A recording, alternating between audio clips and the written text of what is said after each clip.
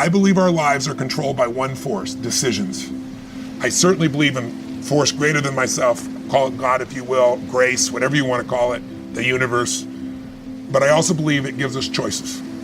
And the decisions we make control us much more than the conditions we meet. It's not the conditions, it's your decisions.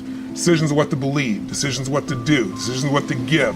I say to people, think about, look back 10 years ago, 5 years ago, 15 years ago, and think of a decision you made. That if you would have made a different decision, you'd have a totally different life today. Better or worse, I don't know, but totally different. Right. Your life is a great story. Every person's life is a story. And the question is, some people's story is a warning, some people's story is an example. Right now, you're an example that's growing and expanding, and you have a chance to have this be the most incredible life. But it won't be a life without challenge. And the challenges we're facing right now give you an opportunity to grow like very few generations. I'm sure you've heard of the Great Generation, the World War II generation. If you watch a great movie, if you read a great book, the size and the power of the hero, how much you become as a hero is defined by how tough an obstacle you face, how difficult is the villain, the opponent. And so sometimes when I've been through the toughest times of my life, one of the questions I've had to ask myself or note to myself is, I finally have a really worthy opponent. This is scaring the hell out of me, or this is challenging me, or this is making me crazy. But I also know in my gut and in my soul that if I can push through, it's just like you've done in these years. You've pushed through tough times, I'm sure, many of them. But as you push through those, you become more. And as you become more, something magical happens. You don't just grow, you expand in your spirit and your soul and your capacity and your skill. And all of a sudden, fear becomes less and less a part of you.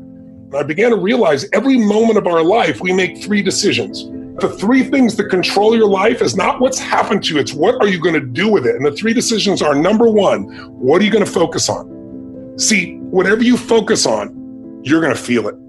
Whether it's true or not, doesn't matter, you're going to feel it. Do you ever worry about something so much what's going to happen and your gut's wrenched out inside of you, and anxiety or frustration or fear or whatever, and then it never happened? How often does that occur? More often than not. See, most people's brains, we have 2 million-year-old brains, so we tend to run to the worst case scenario because it's survival. And then we're going to fight, or we're going to flight, or we're going to freeze, hope it just goes by us and doesn't hurt us. But we're more than just our old brains. We have the ability to create life on our terms. I always tell people, you're not the manager of your life experiences, you're the creator of your life. Your creator's giving you the ability to make decisions. But the most important one is, what are you going to focus on? Because focus equals feeling. You focus on something, you're going to feel it. It's going to feel real to you, even though it may not be real in reality. I've seen a lot in my life, but what I know beyond a shadow of a doubt is that we all have patterns. And if you've ever been hard on yourself or think, what's wrong with me? There's nothing wrong with you. There's just a pattern that needs to change. If you think it's you, it's hard to change you, but it's easy to change a pattern. So let's try 3 quick patterns of focus. Because if you don't decide what to focus on consciously, the world will take it over and you'll focus on whatever they want you to. The news, what does the news do today? It doesn't inform us. That's not their job anymore because they need your attention. They're fighting. We're in an attention economy. So now they don't inform you. They don't educate you. Their goal is to startle you. Every great editor knows if it bleeds, it leads. If it's painful enough, if we can stagger it, if it can tease you enough, if it can upset you enough, if it can excite you enough, you're going to click on it, and that's how they get paid. They're not bad people, but you got to use your own mind separate from them, or you're going to just constantly working on the worst case scenario. That's what happens. Now let me give you the secret to success.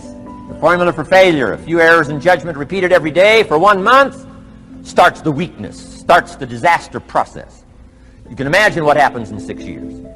Now here's the formula for success: a few simple disciplines practiced every day, and you've started a whole new process called a whole new life. A few simple disciplines practiced every day. And if you decide today to go for the apple instead of the Hershey bar, I'm telling you, you have begun the process of turning your life around. And if you keep up that process, not only with your health habits, but with your money habits and with your communication habits, with your sales habits and management habits and every other habit that you got, if you'll start that process, eliminate the errors and replace it with disciplines practiced, I'm telling you, you can start this process of life change immediately. After today, you don't ever have to be the same again, only by choice. You don't have to walk out of here the same as you walked in today, only by choice. You can start a whole new process. And you say, well, Mr. Rohn, is it that simple? Yes, it's that simple. Where else would you start but with an apple? You don't have to start with something staggering. What if you should be walking around the block for your good health and you don't? What'll that do in 6 years? I'm telling you, the word is disaster. You could and you should and you don't. Here's an even stronger word. You won't. I mean, don't might mean you're careless. Won't probably means you're stubborn. And either one's called disaster. Could, should, don't. I'm telling you, that's why at the end of 6 years, I've found myself with pennies in my pocket, nothing in the bank, creditors calling. Could, should, won't. Could, should, don't is called disaster. Now, how do you change all that? The next 6 years, I got rich. The next 6 years, I became a millionaire. By the time I'm 31, I'm a millionaire. How about that? You say, well, Mr. Rohn, what happened? Well, strangely enough, during that second 6 years of my economic life, the government was about the same. I'm telling you, taxes were about the same. My negative relatives were the same. I'm telling you, the economy was about the same, and prices were about the same, and everything else was about the same. Circumstances were about the same. Then how come I got rich? How come I totally changed my life? I was not the same. Change is inevitable. Change is also the principle of life. That means everything that is alive will change. And even things that are not alive will change. You know, a lady came to me. She says, I came to the Bahamas for the last 10 years and I missed 4 years. And I came here this past month and everything is different. The airport is new, she said. What happened to the old airport, she says. In other words, even the things not alive are changing. The way the river runs down the mountain is wearing away the mountain. You go back to that mountain 10 years later and the river is wider. Change is in creation. It's part of life. So here is the question then. Ecclesiastes chapter 3. It says, to everything there is a season, and to every purpose under heaven there is a time for it. To everything there's a season. How many things have a season? Everything. This is one of the best news I ever got in my life. When I understood this, I was a teenager and it changed my life. When I understood that everything is a season, let me tell you why. If you're having a bad time right now, it cannot last. If you cannot find a job right now, that is only a season.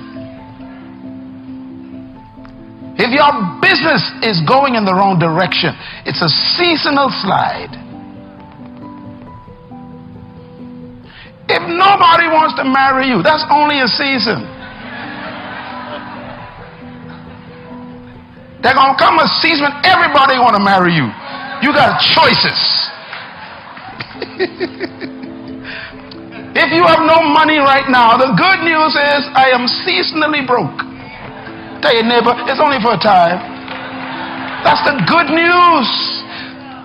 And that's why we are always reminded, never make a permanent decision in a temporary problem. Life has taught me, and it's a big lesson, is prosperity is really a reflection. I want to get this right. Prosperity is really a reflection of value delivery. If you want to make millions, serve millions. You want to make billions, help billions. And so the marketplace really rewards the value you produce. And you know, Jim Rohn talked a lot about that, the great personal development expert, and a lot of other people talk about that. And yet it's so easy to forget. You know, in my mindset, my attitude is really, when I wake up in the morning, one of my favorite mantras to meditate on is how may I most be of service to as many people as possible. My obsession, I call it the 10x value obsession. My obsession in our businesses is to give our customers 10 times the value that they have any right to expect, so that every product, every event, every book is considered free. But my point to you is simply this: do you have a mindset of someone who is just producing epic amounts of value and just pouring it into the marketplace? And if you do, you're going to start developing fanatical followers. I mean, why under Steve Jobs would people line up 2 days before at 3 in the morning to get the new product? It was because he produced such outrageous amounts of value in the user experience of each product that it became a cult, the cult of Apple. So the point is simply this: you want more money, help more people. Folly of youth is believing that there's always enough time for everything. Youngsters often believe that retirement or wealth building is something that comes later in life and are more preoccupied with the concerns of the now. Unfortunately, this often leads to a cycle of, oh, I should do that next month, month after month, until before you know it, you're 10 years older and you've missed out on a decade's worth of compounding interest. The first step is to stop procrastinating. Saving and investing is scary, but the longer you wait to do it, the fewer advantages you have. My use of the word secrets in the title of this article might have brought you here hoping for a guaranteed, almost magical solution to make you wealthy. There isn't one. The fundamental objectives are simple: make more than you spend, and use the excess to invest wisely. How you invest is up to you, with a few caveats below, but the obvious goal is to make investments that have a high likelihood of making you more money in the future. That's it. The ways to achieve this are by making more money, spending less, and investing more wisely.